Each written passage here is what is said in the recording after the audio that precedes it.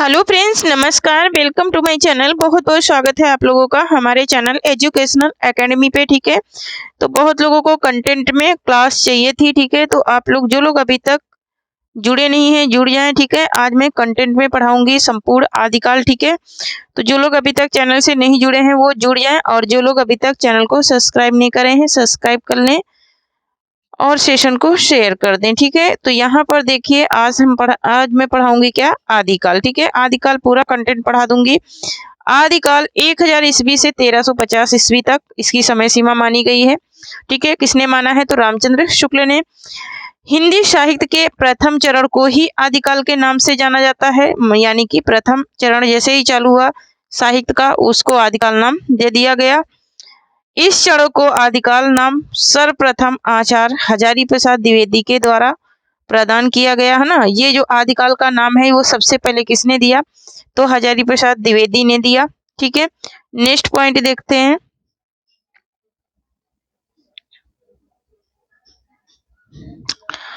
तो next point है हमारा कि भारतीय राजनीतिक दृष्टि से इस समय भारत में सम्राट हर्षवर्धन 648 ईसा के शासन का अंत हो रहा था। किसका 648 ईसा पूर्व के शासन का क्या हो रहा था, अंत, मतलब कि समाप्ति हो रही थी। उसी समय हिंदी साहित्य का उदय हो रहा था, और उसी समय हिंदी साहित्य का उदय भी हो रहा था, यानी कि हिंदी साहित्य का प्रचार प्रसार भी हो रहा था। आरंभ में इस चरण में आभ्रंश एवं हिंदी भाषा का सम्मिलित प्रयोग किया जाता था। इस आभ्रंश में मिश्रित हिंदी को विविध विद्वानों के द्वारा निम्नलिखित भागों में क्या किया गया, इसे बांट दिया गया। ठीक है, नेक्स्ट पॉइंट, नामों से पुकारा गया, मतलब कि निम्नलिखित नामों से पुकारा गया यथा, मतलब कि ये मैं नीचे बता रही हूँ इनका क्रम और संख्या। विद्वान का नाम, आभ्रंश मिश्रित हिंदी का नामकरण है ना। आभ्रंश मिश्रित हिंदी का नामकरण किसने क्या दिया है तो आचार्य रामचंद्र शुक्ल ने प्रकृताभास हिंदी कहा है। क्या कहा है, प्रकृताभास हिंदी कहा है। चंद्र शर्मा गुलेरी ने पुरानी हिंदी कहकर पुकारा है किसको, आभ्रंश मिश्रित हिंदी को। आचार्य हजारी प्रसाद द्विवेदी ने परिकृष्ट हिंदी कह करके पुकारा है, और विद्यापति ने देशिल बैना कह करके इसे पुकारा है। डॉक्टर नागेंद्र ने विकसित आभ्रंश या आर आभ्रंश माना है इसका नाम, किसका, आभ्रंश मिश्रित हिंदी का। ओके, यहां तक तो समझ में आ गया। नेक्स्ट पॉइंट देखेंगे। आज ये मैं संपूर्ण आदिकाल पढ़ा दूंगी, और जो लोग टेलीग्राम चैनल से नहीं जुड़े हैं जुड़ जाएं, वहां पे मैं आप लोगों को पीडीएफ इसका सेंड कर दूंगी। ठीक है, डॉक्टर भोलानाथ शंकर व्यास ने क्या माना है, डॉक्टर भोला शंकर व्यास ने अवहट माना है इसका नाम। इसका नाम क्या दिया है, अवहट दिया है। अब हम लोग देखेंगे आदिकाल का नामकरण। आदिकाल का नामकरण आखिर किस किसने किया है ये हम देखेंगे, उनके विद्वानों को देखेंगे। ठीक है, तो यहाँ पर देखिए आदिकाल का नाम विविध विद्वानों के द्वारा हिंदी साहित्य इतिहास के प्रथम चरण को नियमानुसार अलग अलग नामों से पुकारा गया। अलग अलग नामों से अलग अलग विद्वानों ने इसे पुकारा, किसको, आदिकाल को। ठीक है, नेक्स्ट पॉइंट यहाँ पर अब हम लोग देखेंगे कि किसने किस नाम से इसे पुकारा। ठीक है, किसको, आदिकाल को। तो यहाँ पर हम थोड़ा स्क्रॉल करते हैं, आदिकाल के नामकरण वाले विद्वानों को देखेंगे। तो यहाँ पर देखिए क्रम संख्या है, यहाँ है विद्वान और यहाँ है नामकरण। ठीक है, तो हजारी प्रसाद द्विवेदी ने क्या नाम दिया, आदिकाल नाम दिया। आचार्य रामचंद्र शुक्ल ने क्या नाम दिया, वीरगाथा काल नाम दिया। महावीर प्रसाद द्विवेदी ने क्या नाम दिया, बीज वपन काल नाम दिया। राहुल शंकराचार्य ने आदिकाल का नाम क्या दिया तो सिद्ध सामंत काल दिया। डॉक्टर रामकुमार वर्मा ने क्या नाम दिया तो संधि काल एवं चारण काल नाम दिया। मिश्र बंधुओं ने क्या नाम दिया तो आरंभिक काल नाम दिया। इसके बाद नेक्स्ट पॉइंट देखते हैं। ठीक है, मिश्र बंधुओं ने क्या दिया, आरंभिक काल। ठीक है, आरंभिक काल नाम दिया मिश्र बंधुओं ने। इसके बाद हम लोग देखते हैं कि डॉक्टर गणपत चंद्र गुप्त ने क्या नाम दिया तो डॉक्टर गणपत चंद्र गुप्त ने प्रारंभिक काल और शून्यकाल, ये दो नाम दिए इनके, किसके, आदिकाल के। इसके बाद डॉक्टर राम शंकर शुक्ल रसाल ने क्या नाम दिया तो इन्होंने जय काल नाम दिया। क्या नाम दिया? जय काल नाम दिया। किसको? आदिकाल को। आचार्य विश्वनाथ प्रसाद मिश्र ने क्या नाम दिया? तो वीर काल नाम दिया। इसके बाद बाबू श्याम सुंदर दास ने क्या नाम दिया? तो वीर काल और अभ्रंश काल। ये भी दो नामों से इन्होंने पुकारा किसको? आदिकाल को। ठीक है, नेक्स्ट पॉइंट देखेंगे। नेक्स्ट पॉइंट हमारा है कि चंद्र शर्मा गुलेरी ने क्या नाम दिया था आदिकाल का? तो अभ्रंश काल नाम दिया था। डॉक्टर धीरेन्द्र वर्मा ने क्या नाम दिया? तो अभ्रंश काल नाम दिया। डॉक्टर बच्चन सिंह ने क्या नाम दिया? अभ्रंश काल और जाति साहित्य का उदय नाम दिया। उसके बाद जॉर्ज ग्रियर्सन अब्राहिम ने क्या नाम दिया? चारण काल नाम दिया। डॉक्टर पृथ्वीनाथ कमल कुलश्रेष्ठ ने क्या नाम दिया? तो अंधकाल नाम दिया। राम खिलावन पांडे ने क्या नाम दिया? तो संक्रमण काल। क्या नाम दिया? संक्रमण काल। डॉक्टर हरिश्चंद्र वर्मा ने क्या नाम दिया? इन्होंने भी संक्रमण काल नाम दिया। मोहन अवस्थी ने क्या नाम दिया? तो आधार काल नाम दिया। मोहन अवस्थी ने आधार काल नाम दिया। शंभुनाथ सिंह ने प्राचीन काल नाम दिया आदिकाल का। और शैलेश जैदी ने अभिभारो काल नाम दिया किसका? आदिकाल का। ठीक है, नेक्स्ट पॉइंट देखते हैं।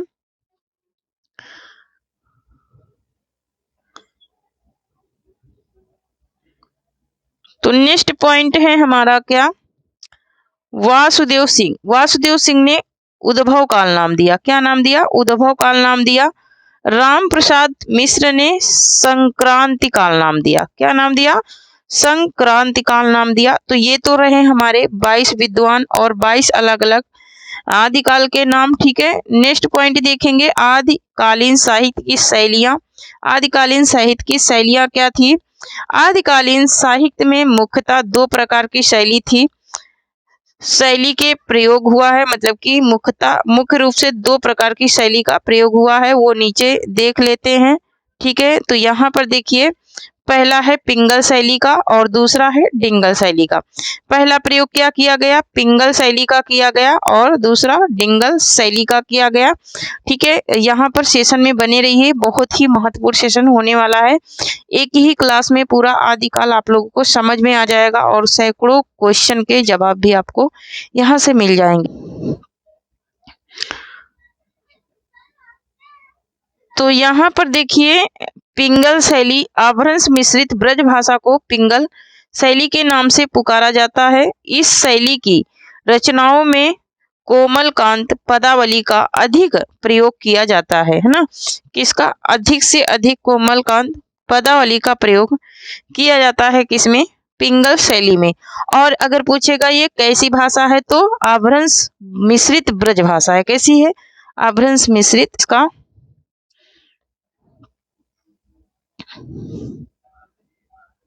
तो नेक्स्ट यहाँ पर देखिए, नेक्स्ट है हमारा डिंगल शैली।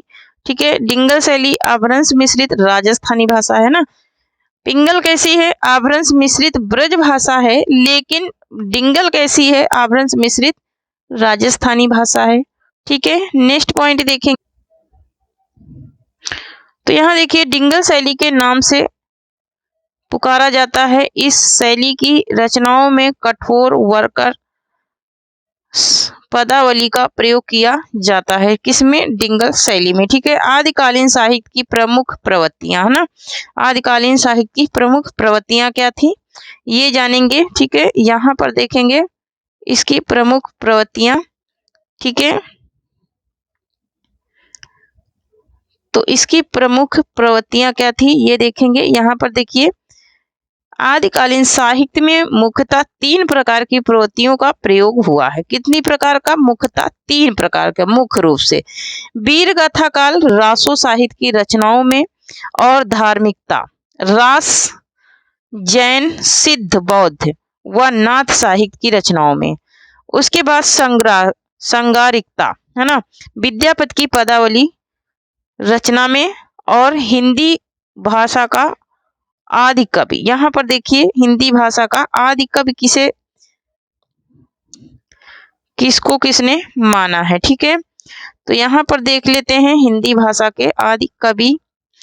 हिंदी भाषा के आदि कवि के संबंध में भी विद्वानों ने निम्नानुसार अलग अलग मत माने जाते हैं ना। अलग अलग मत हैं सबके। विद्वानों के अनुसार आदिकाल के आदि कवि के बारे में ये नीचे दिए गए हैं। तो पहला हमारा क्या है कि ठाकुर,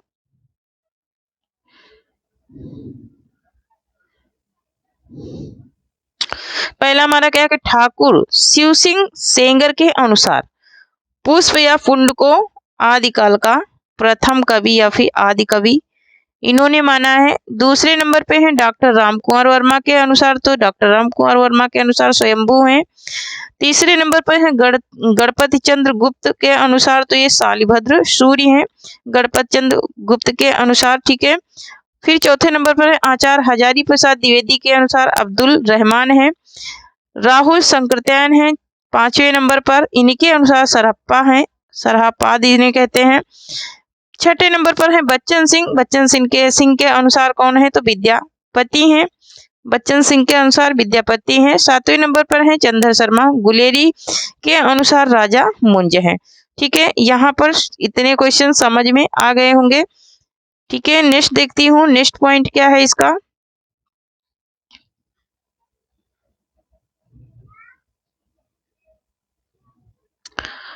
तो नेक्स्ट पॉइंट है इसका कि एक सेकेंड,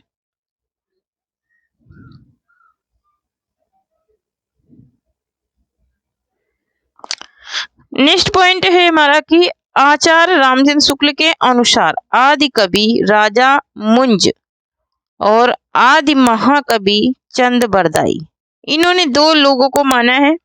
आदि कवि किसको कहा है, राजा मुंज को कहा है, और आदि महाकवि किसको कहा है, तो चंद बरदाई को कहा है।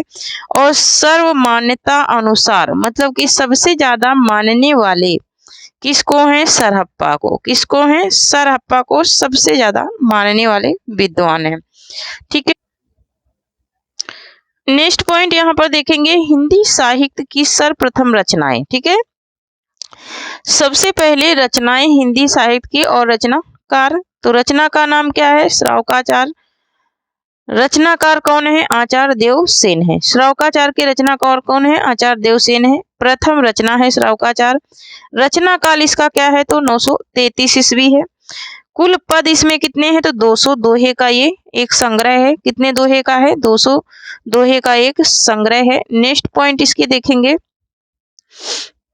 नेक्स्ट पॉइंट में है विषय वस्तु। विषय वस्तु श्रावक धर्म जैन धर्म के सिद्धांतों का वर्णन किया गया है। किसका, श्रावक धर्म का और जैन धर्म के सिद्धांतों का वर्णन किया गया किसमें, श्रावकाचार में। नेक्स्ट पॉइंट देखेंगे आदिकालीन साहित्य का विभाजन, दिखे किसने किसमें इसको बांट दिया है। तो यहाँ पर देखेंगे आदिकालीन साहित्य का विभाजन। आदिकालीन संपूर्ण साहित्य को मुख्यतः 4 श्रेणियों में विभाजित किया जाता है, मतलब कि 4 प्रकार से इन्हें बांटा गया है। रासो साहित्य, चारण काव्य, रास साहित्य, जैन काव्य, और सिद्ध साहित्य, बौद्ध काव्य, और नाथ साहित्य, शैव काव्य, ठीक है।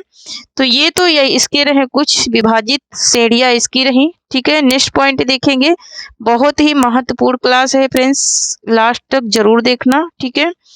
और इसी से रिलेटेड फिर मैं प्रैक्टिस करा दूंगी, ठीक है। वैसे तो मैं प्रैक्टिस बहुत सारी करा चुकी हूँ, इसलिए मैंने सोचा कि चलो अपने नोट्स से तुम लोगों को पढ़ाती हूँ, ठीक है।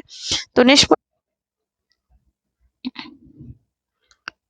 यहाँ पर देखिए मैंने कुछ यहाँ पर नोट करके लिखा था, ठीक है। कुछ चीजें नोट करके मैंने यहाँ पर लिखा था। आचार्य रामचंद्र शुक्ल इन चारों में से केवल रासों को, किसको, केवल रासों को इन्होंने मान्यता दी है। साहित्य को ही आदिकालीन साहित्य में स्थान देते हैं, और शेष 3 प्रकार के साहित्य को उन्होंने सांप्रदायिक शिक्षा भ्रांत कहकर पुकारा है। किसने, आचार्य रामचंद्र शुक्ल ने। किसने पुकारा है, आचार्य रामचंद्र शुक्ल ने ये बात कही है कि बाकी के सब क्या हैं, सांप्रदायिक शिक्षा के भ्रांत हैं, भरमाने वाले हैं, ठीक है। नेक्स्ट पॉइंट यहाँ पर देखेंगे, नेक्स्ट है कि नेक्स्ट पॉइंट है कि आचार्य हजारी प्रसाद द्विवेदी ने इन चारों को ही आदिकालीन साहित्य में स्थान दिया है।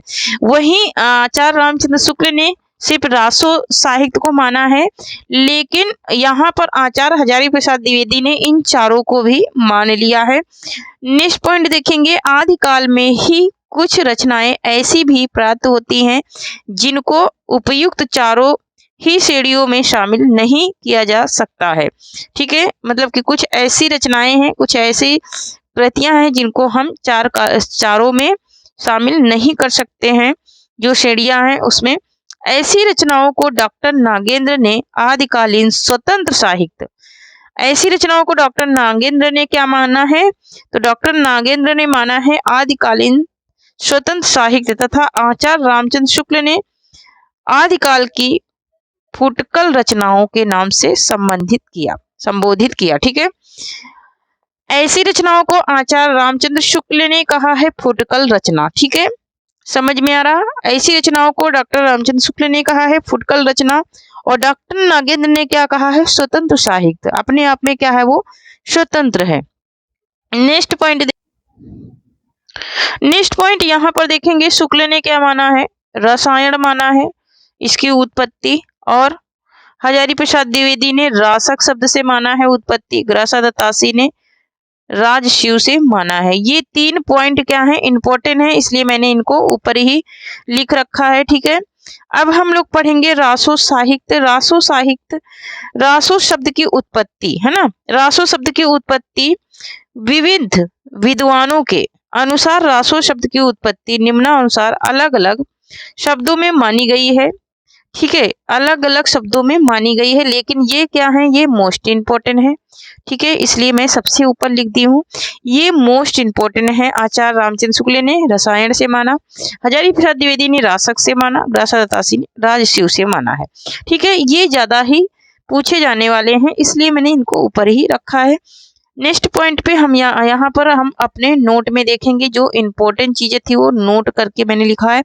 तो आचार्य रामचंद्र शुक्ल के अनुसार रसायन शब्द से आचार्य रामचंद्र शुक्ल ने किससे माना है? रसायन शब्द से माना है। आचार्य शुक्ल ने बीसल देव रासो रचना में उल्लेखित रसायन शब्द के आधार पर ही अपनी व्युत्पत्ति दर्शाई है ना। इन्होंने जो बीसल देव रासो जो काव्य है उसमें क्या किया है?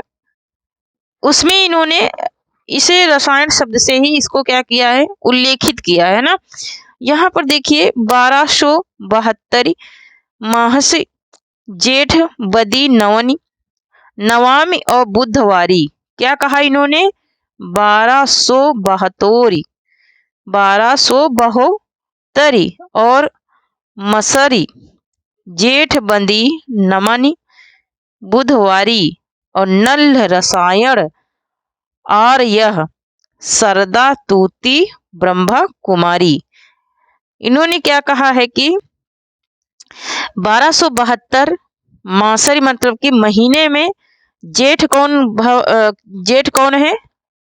नवा है। जेठ कौन है? नवा महीना है, और बुधवारी है, और दिन कौन सा अच्छा है? बुधवार है।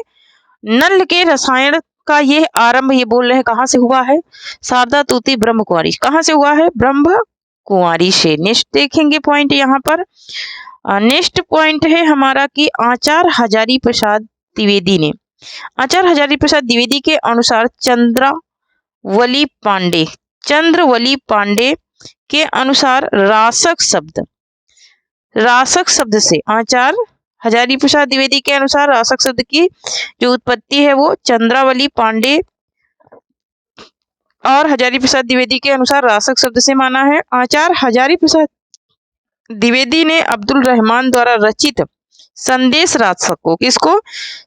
रासक रचना को आधार बनाकर रासक शब्द से नियमानुसार रासो शब्द की व्युत्पत्ति दर्शाई है। मतलब कि रासो शब्द के बारे में इन्होंने बताया है। इन्होंने लिखा है कि रासक और रसाक, रासा रासो, ये 3 शब्दों का इन्होंने प्रयोग किया है। रासक और क्या किया है? रसक, और क्या किया है? रासा और रासो। ठीक है, नेक्स्ट पॉइंट पे देखेंगे। नेक्स्ट पॉइंट है हमारे कौन?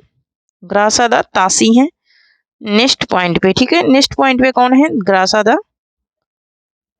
तासी हैं। ग्रासादा तासी के अनुसार राजसूय से है, राजस्यु से किसने माना है? ग्रासतासी ने। यह राजस्यु शब्द से श्याम मलदान एवं काशी प्रसाद जायसवाल के अनुसार रहस्य शब्द से, है ना, काशी प्रसाद जायसवाल के अनुसार और काशी प्रसाद जायसवाल के अनुसार और श्याम मलदान के अनुसार रहस्य शब्द से रासो शब्द की उत्पत्ति मानी गई है। वही डॉक्टर दशरथ शर्मा के अनुसार रस शब्द से इन्होंने माना है रासो शब्द की उत्पत्ति। डॉक्टर हर प्रसाद शास्त्री एवं बिंदेश्वरी पाठक के अनुसार राज यश से मानी गई है इसकी उत्पत्ति। नरोत्तम स्वामी के अनुसार रसिक शब्द से मानी गई है। तो ये तो रहे कुछ विद्वान जो रासो शब्द की उत्पत्ति के बारे में बताएं, ठीक है, अलग अलग अपने मत बताएं। नेक्स्ट पॉइंट देखेंगे। अब यहाँ पर हम लोग देखेंगे रासो साहित्य की प्रमुख विशेषताएं। इसकी विशेषता क्या थी प्रमुख, ठीक है, यह साहित्य चारण या फिर भाट कवियों के द्वारा अपने अपने आश्रयदाताओं की अतिशोक्तिपूर्ण प्रशंसा में लिखा गया था। मतलब कि ये रासो साहित्य जो है वो जो भी कवि थे वो अपने अपने राजाओं की प्रशंसा किए हैं, ठीक है, यहाँ तक समझ में आया। जो भी इस साहित्य के कवि थे वो अपने अपने राजाओं की प्रशंसा करते हुए इन्होंने रचनाएं की हैं। इस साहित्य की रचनाओं में तत्कालीन समय के समवंती जीवन की संपूर्ण झलक देखने को मिलती जाती है और इस साहित्य की रचनाओं में युद्ध एवं प्रेम प्रसंगों का अधिकतर वर्णन किया गया है ना, युद्धों का और प्रेम प्रसंगों का। नेक्स्ट पॉइंट में देखेंगे हम लोग इसके बारे में। तो नेक्स्ट पॉइंट है हमारा कि इस साहित्य की रचनाओं में वीर रस, कौन सा रस पाया गया? वीर रस एवं श्रृंगार रस की प्रधानता मानी जाती है। सबसे ज्यादा वीर रस और श्रृंगार रस पर बनी ही है, यहाँ पर रचनाएं की ही गई हैं और राजाओं की प्रशंसा पर की गई हैं। इन साहित्य की रचनाओं में डिंगल एवं पिंगल, है ना, रासो साहित्य की जो रचनाएं हुई हैं उसमें किस भाषा का प्रयोग हुआ है? तो डिंगल और पिंगल भाषा का प्रयोग हुआ है। दोनों प्रकार की शैलियों का वर्णन किया गया है। इस साहित्य की रचनाओं में वीर गाथात्मक प्रवृत्ति का अधिक प्रयोग किया गया है। और क्या किया गया है? इस साहित्य में अधिक से अधिक वीर गाथात्मक प्रवृत्ति का वर्णन किया गया है। इस साहित्य की रचनाओं में ऐतिहासिकता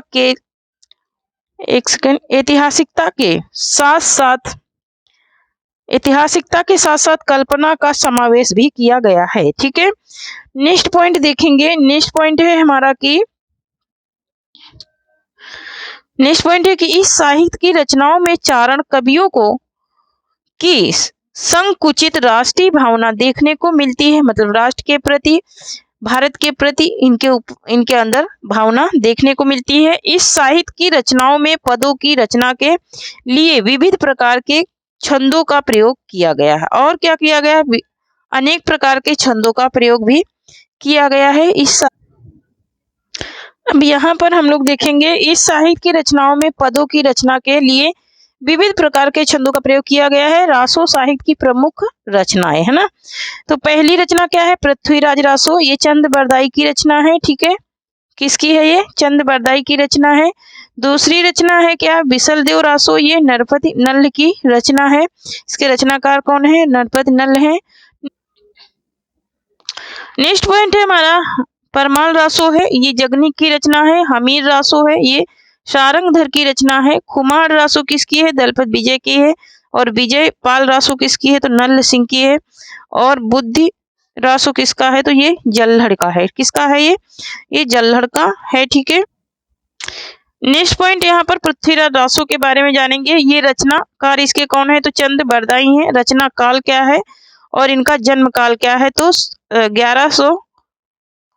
1168 ईस्वी है और 1225 इसका क्या है? रचना काल है, ठीक है। किसका? चंद बरदाई के पृथ्वीराज रासो का। आचार्य रामचंद्र शुक्ल के अनुसार 1168 ईस्वी चंद बरदाई का जन्म काल माना गया है, जबकि डॉक्टर नागेंद्र के अनुसार यह पृथ्वीराज रासो का रचना काल माना गया है। ठीक है, डॉक्टर नागेंद्र ने क्या माना है? पृथ्वीराज रासो का रचना काल माने हैं। लेकिन डॉक्टर आचार्य रामचंद्र शुक्ल ने क्या माना है? आचार्य रामचंद्र शुक्ल ने 1168 ईस्वी इनका जन्मकाल माना है। वास्तविक में यह चंद बरदाई का जन्मकाल ही माना जाता है। ठीक है, वास्तव में यही इनका क्या है? जन्मकाल है। नेक्स्ट पॉइंट पे देखेंगे, नेक्स्ट पॉइंट पे हम इनका देखेंगे थोड़ा सा। तो यहाँ पर देखिए इनके काव्य का स्वरूप क्या था? इनके काव्य का स्वरूप क्या था? काव्य का स्वरूप क्या था? दृश्य काव्य, रूपक, 10 भेद हैं इनके, और एक नाटक, 6 वियोग। ठीक है, श्रव्य काव्य में इन्होंने 2 प्रकरण, 7 सनावाकर और 3 भाग और 8 वीथी लिखी है। प्रहसन में 9 अंक और 5 दिम, 10 इदा मृग। ठीक है, तो यहाँ पर देखिए श्रव्य काव्य पद्य, गद्य और चंपू में इन्होंने रचना की। उसके बाद इन्होंने पद्य को कितने भागों में बांटा? 2 भागों में, एक प्रबंधात्मक पद और मुक्तक पद। किसमें? प्रबंधात्मक पद, प्रबंध में और मुक्तक में। गद्य को कथा में बांटा और आख्यायिका में बांटा। यहाँ पर देखेंगे इसके बाद इन्होंने किसको?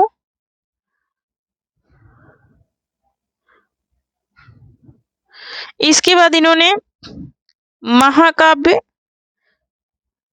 इसके बाद इन्होंने क्या किया? महाकाव्य लिखा, खंड काव्य लिखा और गीत काव्य लिखा प्रबंधक काव्य से। ठीक है, और काव्य का स्वरूप कैसा था?